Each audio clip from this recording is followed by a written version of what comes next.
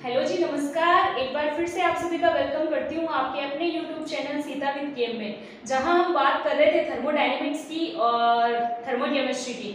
Almost अपन ने thermodynamics complete कर लिया था और जैसे कि मैंने कहा था आज लास्ट टॉपिक है क्राइटेरिया ऑफ स्पॉन्टेनिटी, है ना। या फिर एंट्रोपी के बारे में थोड़ी सी बातें करनी है, थोड़ी सी गिब्स फ्री एनर्जी के बारे में बात करनी है और आप सारा कंप्लीट कर लेंगे। इसके बाद में अपन कुछ क्वेश्चन जो है वो भी लगाएंगे और क्वेश्चन के माध्यम से ही आपको पता चलेगा कि हमारी थर्मो जो है वो कितनी स्ट्रॉन्ग हुई है। ठीक है, तो बेटा इसके लिए मैं आपको पहले रिक्वेस्ट करूंगी कि आप जो भी पीछे के वीडियो वो सारे वीडियो जो है वो देख के आओ, कॉन्सेप्ट क्लियर करो, अदरवाइज आपको कुछ भी समझ में नहीं आएगा। ठीक है, मैं स्टार्ट करती हूँ ना। आज अपने को पढ़ना है क्राइटेरिया ऑफ स्पॉन्टेनिटी, है ना।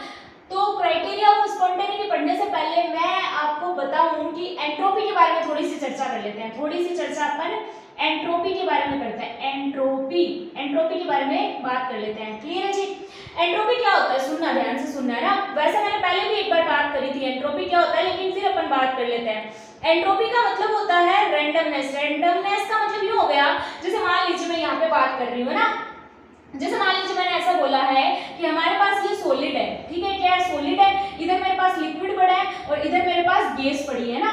एंट्रोपी का मतलब क्या होता है, वही बात करना है, सुनना ध्यान से, है ना। तो एंट्रोपी जो होती है ना बेटा, एंट्रोपी वो क्या होती है, टोटल होती है किसकी। एंट्रोपी जो होती है वो टोटल होती है किसकी होती है, सिस्टम की एंट्रोपी प्लस सराउंडिंग की एंट्रोपी, सिस्टम की एंट्रोपी प्लस सराउंडिंग की एंट्रोपी, ये जो होती है ये टोटल होती है एंट्रोपी। ठीक है, टोटल एंट्रोपी ये होती है। ठीक है, सिस्टम की एंट्रोपी और सराउंडिंग की एंट्रोपी जो होती है वो टोटल एंट्रोपी होती है। क्लियर है इतनी बात। ये सॉलिड है और ये अपने पास लिक्विड है, ये अपने पास लिक्विड है और ये अपने पास गैस है ना। तो हमेशा आपको एक चीज ध्यान में रखनी है, जब भी कभी अपन एंट्रोपी निकाला करेंगे, एंट्रोपी तो जो एंट्रोपी होती है वो कैसे निकलती है, एंट्रोपी निकलती है, अपन बात कहेंगे कि जैसे ट्रांसलेशनल। ठीक है, और एंट्रोपी होगी अपने पास में किसकी, वाइब्रेशनल। ठीक है, वाइब्रेशनल प्लस एंट्रोपी किसकी हो जाएगी, रोटेशनल। एंट्रोपी रोटेशनल, है ना। आपको ये बात ध्यान में रखनी है। तो बेटा एक बात सुनिएगा, सॉलिड जो होते हैं, सॉलिड उसमें जितने भी पार्टिकल होते हैं वो इतने पास पास में होते हैं कि उनकी जो ट्रांसमिशन एंट्रोपी होती है ना वो बहुत ही कम होती है। लिक्विड की ज्यादा होती है, गैस की और ज्यादा होती है ना। तो जब ये एंट्रोपी ज्यादा होती है तो ऐसे अपन कर देंगे कि भाई गैस की एंट्रोपी सबसे ज्यादा है, लिक्विड की फिर सॉलिड की। मेरे कहने का मतलब है यदि नंबर बढ़ जाते हैं, जैसे मान लो मैंने कहा कि अभी 20 स्टूडेंट पढ़ रहे हैं और मैं कहूंगी थोड़ी देर में यहाँ पे 50 स्टूडेंट हो गए, तो मतलब एंट्रोपी बढ़ा दी। अगर कहीं मोबलिज जैसे मैं बोलूँ कि मान लो घर पे नॉर्मल फंक्शन है तो कोई नहीं है, लेकिन बहुत सारे इकट्ठे हो गए तो हम कहेंगे यहाँ की एंट्रोपी बढ़ गई। कुल मिला के नेचुरल प्रोसेसेस जितने भी होते हैं उन सब में क्या होती है, एंट्रोपी इंक्रीज होती है। एंट्रोपी इंक्रीज होती है। आई थिंक आपको ये क्लियर हो गया होगा। तो आगे देखिए, एंट्रोपी का फॉर्मूला देख लेते हैं। ठीक है, और बाकी अपन क्वेश्चन करेंगे तो आपको बहुत ज्यादा क्लियर हो जाएगा। तो क्वेश्चन की ही बात है ज्यादा, तो ना नॉर्मल थ्योरी पढ़ने का कोई फायदा नहीं है ज्यादा। ठीक है, कॉन्सेप्ट समझ में आना चाहिए और न्यूमेरिकल हो जाए, बस इतनी सी बात। एंट्रोपी को अपन बोलेंगे डेलस, क्योंकि ये स्टेट फंक्शन है। कैसा फंक्शन है बेटा, स्टेट फंक्शन है। ठीक है, पाथ फंक्शन नहीं है, इनिशियल स्टेट और फाइनल स्टेट पर डिपेंड करता है, स्टेट फंक्शन है। ठीक है, उसके बाद में बात करते हैं क्यू रिवर्सिबल अपॉन टी। ठीक है, अच्छा कोई बोलते हैं कि हीट कैपेसिटी और एंट्रोपी इक्वल है, गलत बात है। ऐसा कभी नहीं होता है कि एंट्रोपी और हीट कैपेसिटी सेम है, नहीं है, बिल्कुल नहीं है। आपको देखिए ना सी, ठीक है, सी पाथ फंक्शन है भाई, सी पाथ फंक्शन है। और यहाँ पे मेरे पास जो क्यू आया है, नीचे देखो डेल टी आया है, डेल टी। ठीक है ना, तो दोनों में डिफरेंस है, ऐसे अपन सेम नहीं कर सकते। तो आपको ये बात समझ में आ गई होगी। अच्छा एक बात और सुनिए मेरी, जितने भी नेचुरल प्रोसेस होते हैं वो सारे के सारे प्रोसेस जो होते हैं वो एंट्रोपी बढ़ाते हैं। ओके, उसके बाद में बात करते हैं अपन क्राइटेरिया ऑफ स्पॉन्टेनिटी। तो मैं जब कब से बोले जा रही हूँ स्पॉन्टेनिटी, तो आपको समझ में भी आना चाहिए स्पॉन्टेनिटी होता क्या है। तो मैं आपको बताती हूँ स्पॉन्टेनिटी क्या होता है। प्रोसेस जो होते हैं, जैसे मैं कहूँ जो प्रोसेस होते हैं वो दो प्रकार से हो सकते हैं। दो प्रकार से कैसे हो सकते हैं, एक हो सकता है अपने पास स्पॉन्टेनियस प्रोसेस, एक हो सकता है स्पॉन्टेनियस प्रोसेस, एक हो सकता है मेरे पास नॉन स्पॉन्टेनियस प्रोसेस। कौन सा जी, नॉन स्पॉन्टेनियस प्रोसेस। ठीक है, स्पॉन्टेनियस क्या होता है, समझने का प्रयास करिएगा, है ना। स्पॉन्टेनियस क्या होता है? ऐसा प्रोसेस जो अपने आप हो जाए, स्वतः प्रक्रम। जैसे मम्मी खाना बना देती है, वो अपने आप हो गया अपने लिए, ऐसे नहीं, ऐसे नहीं, ठीक है। स्पॉन्टेनियस का मतलब है किसी ने तो करा है, किसी ने तो करा है वो काम, ठीक है। तो स्पॉन्टेनियस का मतलब है नदी का बहना। क्या आप जाके नदी को बहाते हो? अकेले मैं तेरे को बहा देती हूँ। नदी का बहना, झरने का गिरना, झरने का गिरना, ठीक है। और जितने भी प्राकृतिक प्रक्रम होते हैं, वो सारे के सारे नेचुरल प्रोसेस जितने भी होते हैं वो सारे स्पॉन्टेनियस होते हैं भाई साहब। कैसे होते हैं? स्पॉन्टेनियस। अच्छा, मैं आपको एक बढ़िया सा एग्जांपल देती हूँ।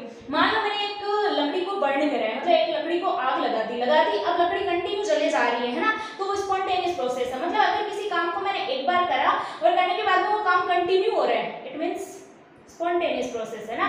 कि मैंने आपको एक बार बोला कि आप पढ़ लीजिए, पढ़ लोगे तो आपका फायदा होगा, और आप कंटिन्यू पढ़े जा रहे हो, इट मींस ये स्पॉन्टेनियस प्रोसेस है। और अगर आप ऐसा नहीं कर रहे हो तो नॉन स्पॉन्टेनियस, अस्वतः प्रक्रम। क्या बोलेंगे बेटा? अस्वतः प्रक्रम बोलेंगे। ओके, ठीक है। आई थिंक आपको बेटर समझने होंगे। अच्छा, क्राइटेरिया ऑफ स्पॉन्टेनिटी की बात करूं मैं? चलो अब इसकी बात कर लेते हैं। तो मैं इसको मिटा देती हूँ, आप साथ साथ में शॉर्ट नोट बनाते रहना, आपको बहुत अच्छे से क्लियर होगा। तो शॉर्ट नोट ही तो पढ़े जाते हैं लास्ट में ना, वो लंबे लंबे लेक्चर थोड़े पढ़े जाते हैं। देखिए, क्राइटेरिया ऑफ स्पॉन्टेनिटी। अब मेरे को ये क्राइटेरिया, ये बातें तो आप क्या ही समझोगे, है ना। ऐसे समझ लो कि स्पॉन्टेनियस प्रोसेस होने के लिए, स्पॉन्टेनियस प्रोसेस होने के लिए शर्तें क्या क्या है? स्पॉन्टेनियस प्रोसेस होने के लिए शर्तें क्या क्या है? मैं दोनों शर्तें बता दूं आपको, सुनिए। अगर डेल एस मेरे पास पॉजिटिव है, इट मींस प्रोसेस स्पॉन्टेनियस है। अगर डेल एच मेरे पास निगेटिव है, इट मींस प्रोसेस स्पॉन्टेनियस है। अगर डेल जी, मोस्ट इंपोर्टेंट, स्टार लगा लो, जितने स्टार लगाने हैं आपको, डेल जी निगेटिव है, इट मींस प्रोसेस स्पॉन्टेनियस है। आई थिंक क्लियर हो गया होगा, है ना।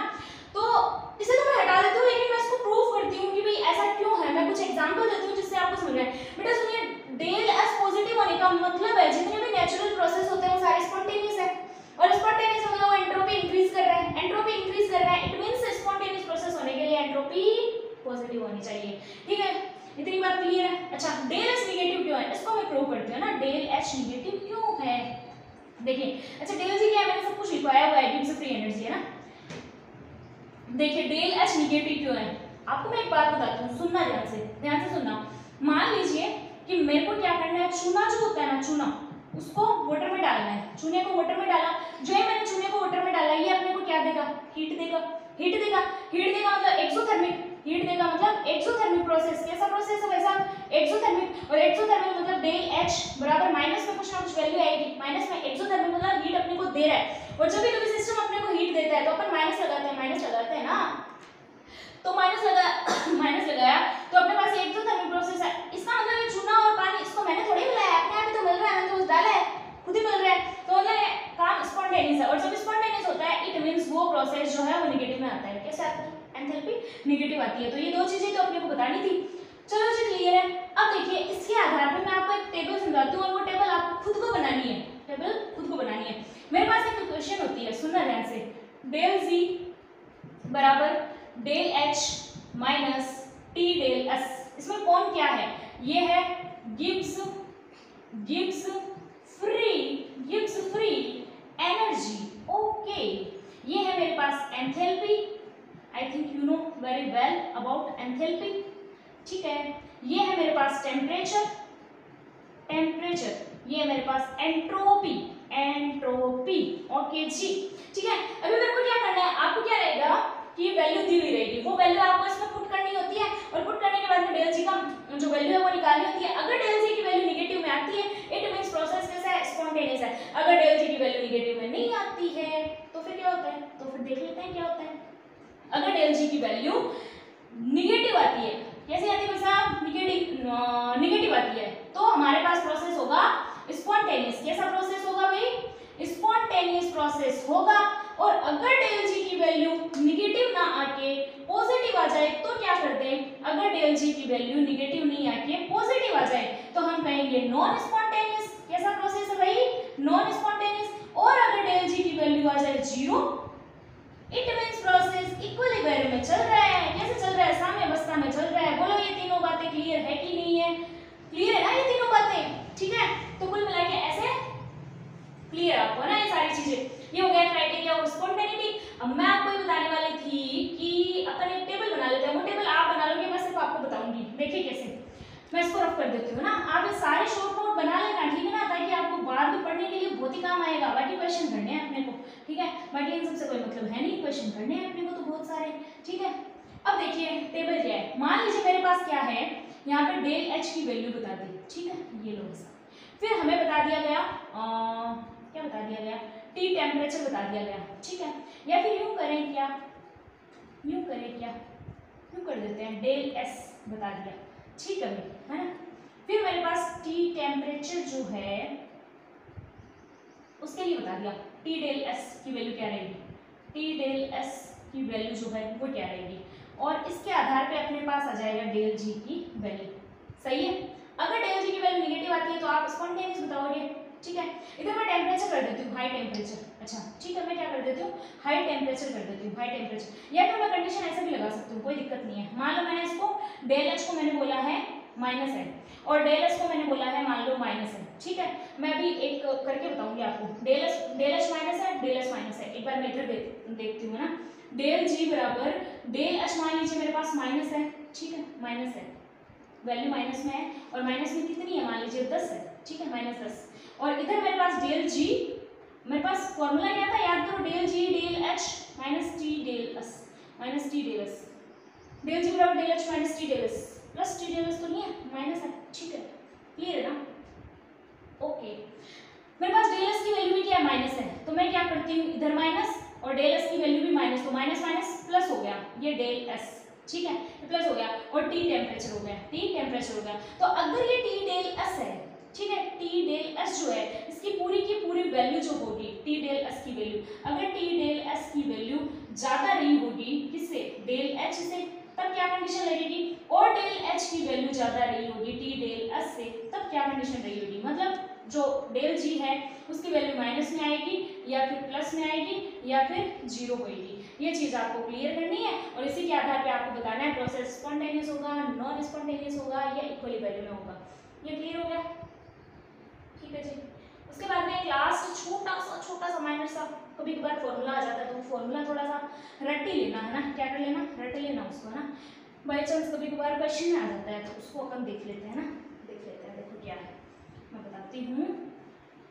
अपने पास है डेल जी बराबर del G naught plus R T L N K, ठीक है भाई साहब, एल एन के, ये तो यहाँ पे इक्विलिब्रियम कांस्टेंट हो गया, आर गैस कांस्टेंट है, टी टेम्परेचर हो गया, डेल जी नोड फ्री गिव्स एनर्जी एट स्टैंडर्ड, है ना, और ये डेल जी। तो जब कभी मैं एक इक्विलिब्रियम लूंगी, इक्विलिब्रियम पे डेल जी क्या हो जाएगा, जीरो जाना है डेल जी, तो जीरो बराबर del G naught plus R T L N K, सही है ना इतनी बार, डेल जी को इधर भेजो, डेल जी नोड बराबर minus R T L N K, ये रह जाएगा इक्विलिब्रियम पे ये फॉर्मूला रह जाएगा। आई थिंक क्लियर है, ठीक है।